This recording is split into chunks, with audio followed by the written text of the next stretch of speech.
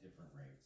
And the number of bodies produced in any given month may vary quite a bit, but we don't notice that there is a maximum capacity at which a city can deal with the dead until we exceed that capacity, and then we exceed the capacity of the morgues with refrigerators, and suddenly the bodies are lying in the street. And so anyway, Guayaquil has revealed that there is a threshold.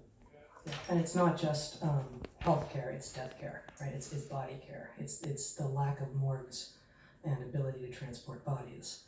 That is why we can see what we can. Now, presumably what's going on in the hospitals there is awful as well.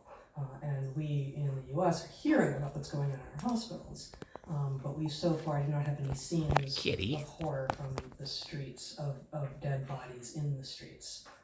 And that proved to be a particular kind of visceral visual that I at least hadn't prepared for. I didn't see it coming. I think there's another factor playing in here, which is this is a largely Catholic country, and Ecuador, and the prohibition against cremation amongst Catholics, in other words, the Christian need for the body to remain intact at burial for the purpose of later resurrection, that is getting in the way, I presume, of a rational program of stepping up cremations that might be dealing with this. That's conjecture on my part, but all of the pieces seem to fit.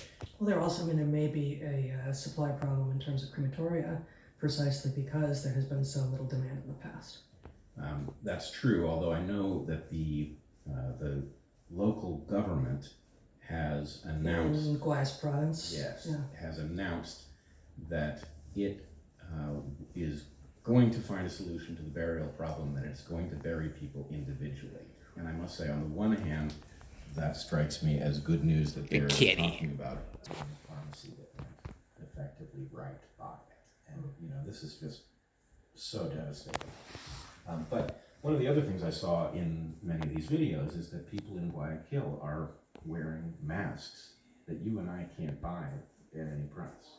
Mm-hmm. Now that tells you, this also raises questions about why is it that in this country, masks were not stored in great numbers for this contingency. They're obviously very inexpensive relative to the kitty. And the thing I really am having a hard time wrapping my mind. Well, you're not a kitty. We cannot bootstrap a mechanism to produce them rapidly. We should be able to produce those things on a dime, and frankly, the country that you and I grew up in could have. Our country has now, become so heavily based around a service economy in which all of the products are manufactured elsewhere that we have made ourselves extremely vulnerable. And anyway,